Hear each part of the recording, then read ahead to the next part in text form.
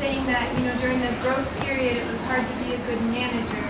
Would you think of taking on someone to manage the back office and manage just the business and all of that, who, wouldn't have the visionary view of the entrepreneur, but would be able to manage the business and still feel part of it and keep that part controlled to allow for that growth to be a smoother transition? Actually, yes. Like, if you have the opportunity to have either funding to pay the person or to have a good asset or resource to hand to the person, the way to convince him to work for you, yes, actually, I would have wanted to do it at the time, but I have no resources. It was just based on the cash flow, and then I invested a lot on the other project, the one, the Facebook-like thing. So yes, actually that's really, really important. And in this very moment, for instance, I am, okay, right now I'm formally the CEO of the company, but I'm doing like still 2 million things. I can still hire people. I'm still managing the CTO. I'm still doing product management. I'm still going to investor meeting. I'm still going to clients meeting. So I'm like, I have 5 roles. So in this very moment, I would dream to have the money to hire a good CEO of the company and me focus only on what I'm, really skilled about. And maybe I'm skilled about product management, innovation to keep the product really advanced, because the competition is strong in any market you go today. So you need to be on the cutting edge all the time. So yeah, that's really important. Like, it's really good you start by yourself to manage, the whole company, but then immediately after you need to be, I would say, humble enough and also smart enough to be able to understand that you need people specialize in what you're doing. Like, you need a good copywriter for the text of your website. I mean, I saw websites of some startups that are written in English, but the guy maybe is not, native English, so the text is not perfect. And when you're trying to pitch on stage, and you want to have, you're craving for traction on Twitter, on Facebook, on events, you're trying to be heard by TechCrunch's Wrapped, and someone, English native in the US, maybe open your website, at the 5th word that he found that is not perfect, you just close the website. You think, this is cheap stuff, you don't want to do it. Why? Because today we are used to very professional stuff. Like, something that maybe appears to be professional, and maybe you find out at some event in San Francisco that the big company that everybody is using, it can be Dropbox, it could be Podio, it could be, I don't know, like Skype at a time, and you find out it's run by 3 people. So I say, wow, like this thing, managing like a lot of money, a lot of users, managed by 3 people, how did we do that? Well, I found out, myself, the best way to do it is to hire the perfect people for each specific skill that you think is your strongest touch point, your strongest, interaction with the people. So, for instance, just recently, like a few months ago, I found out, on top of having a graphic designer, I had to hire a UX designer. It's totally different. UX designer is user experience. So user experience guy knows how to do some graphic, but is focused only on how to have a user having the best experience ever when he click the button, the color, the flow, and everything. And that's really, really important today. Like the image, like the picture, what you see, your eyes are everything.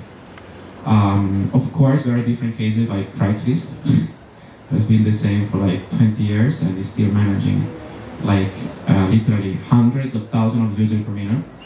But that's a different story because they have a market and it's really easy, and pretty much as they have such a large market, you don't care what's the graphic, you just need it and you use it.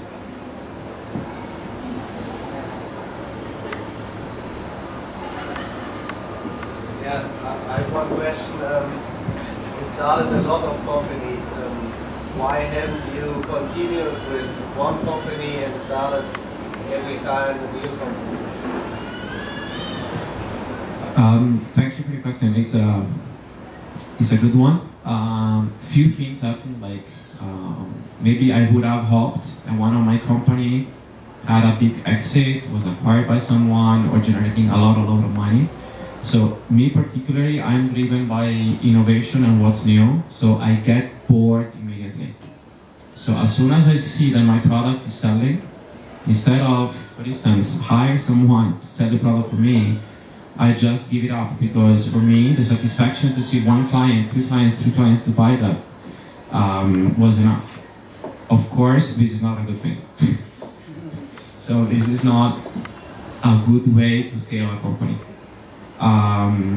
So if I need to, answer more deeply why I really did that, now that I saw some mistakes, because I was alone in the company. Like, I was the only responsible for things. So I had no partner telling me, Paulo, you can't give up. I am on the same boat. So I want to sell more of what you're selling now. So for instance, my first company, Digitix, formally still alive. I mean, I was selling like crazy up to 3 years ago. But in the last 3 years, I chose to enter different startups. So company is still there. Eventually, I sold like high quality stuff. Clients are really happy. So right now, I'm doing zero marketing, and I'm still receiving like quote requests from companies to build websites, to build e-commerce, to build social media marketing. And I'm flattered, I'm happy, and of course I learned to now hire people. In the way I can keep my brain on that self-selling company, only 3, 4, 5% of it, and the company is selling. So that's the main reason. Second reason is also because at every cycle, I would say I ran through 2, 3 different cycles in my professional life. I changed a lot. For instance, when I was in LA, I was selling to non-technological companies. I was selling maybe a website, e-commerce, a CRM. When I say selling, I mean building it and selling to the client. When I moved to San Francisco, Silicon Valley is just tech company. So if you sell, you pretty much sell to tech companies, and there's different stories. Like selling ice to the Eskimos is a different approach.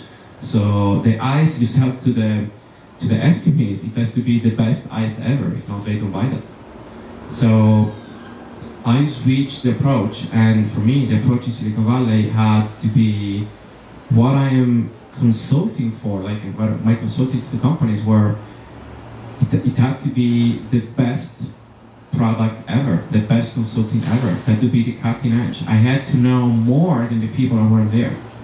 And I was lucky enough, because this is what I was doing, like at least 2-3 hours a day I spend it on looking what's out there, the news. I need to be on the on the piece. If you have a meeting with a client and is asking you why your product doesn't have the last feature launched by Facebook or by Twitter, at least you need to have an answer. Like, it doesn't mean you need to have it implemented in your product, because it's almost impossible to keep the pace with the changing times. But at least you need to know what they're talking about, and you need to give them an answer real time. Like, and clients, people, companies are kind of more tech savvy, and maybe they're not expert, but they have an iPhone, they can install, I don't know, the Pulse application, and they by default comes with TechCrunch. So they read in TechCrunch exactly like you do, and if you skip TechCrunch for 3 days and you go to a meeting and the client asks you for the news from yesterday, you don't know it. If you're selling an iTech product, I mean, it's not nice, it's not easy. Sometimes I went back to what I've done, and actually some project I couldn't sell it because it was too early for the market. So now, after 3 years, I'm selling some of my code, some of my project to some clients who are asking for it. And that's crazy. That's, of course, very satisfying, but at the same time, it's like, wow, maybe I can just go back and pick something that I've done and sell it. So that's happened with a company in Los Angeles, and it was Ibonza. I was advising them, was like running consulting.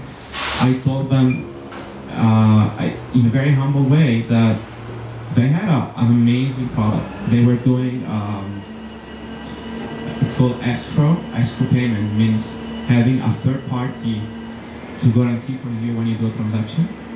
And they have a patent to do it automatically, and it was really cool. They had the technology for 2 years. They invested $2 million, but no one used it. Like they had like few thousand users using it. Why that? Because they were too technical. They never hired a good marketing person. They never hired a good PR person. So not only they were complaining why people were not using it. Like we're saying, oh, we have the website online, nobody using it. Of course, there are like 1 billion websites. I mean, why should I stumble upon your website or eventually Google for it? Maybe you're not even on Google, you don't even have a Google SEO, or you're not on Google Ads. So technically, based on what they invested, they failed because they could have invested just 10% of what they invested in the code to have good marketing. So I took over the company for just a detail, was trying to take the best out of it. And I pitched the company at the second conference of PayPal X conference of Cisco. And still, after 4 years, what they built was so amazing that people were still getting it, were still like, oh, I need it. So a lady from the opposite side of the room yelled at me on the stage, oh, I want to buy your company, we need to talk. And actually, she sent me an offer like a few weeks later. The money was not enough. I would have sold the company to them, but the same guys, the guys from the company said, oh no, we invested $2 million, so they offered 1 million, so it's not enough. We need to have at least $1 million. Okay, fine, but how much are you worth today? So they rejected the offer. I made a way to, it's called asset transfer, so pretty much we created another entity, we took out some of the assets from the company, and I sold the asset that was still worth something to the other company, and we made it work, and now there is another company. But, these people, they were really, I would say, I really like him in a human way, but they were kind of close-minded. They didn't accept to get the advice from me, and from a lot of other people say the same thing. Hire someone doing marketing. You can have the best product ever, and I'm sure, every one of you has something really cool to show to the world. But if you're not good enough to use the good words to show it to the public, then it's gonna be in the drawer forever, and in the closet. It's really hard to put it out. There is the 30% rule. You should have a 30% the product. 1/3 has to be really, really good in terms of technology. 30% you need to have a very good graphic. You need to show it like the appearance has to be really cool. And the other 30% you need to have a good communication. You need, if you're not good at it, fine. There is not a problem. Hire someone who is able to do it. Right, is there any last question, or should we round this up?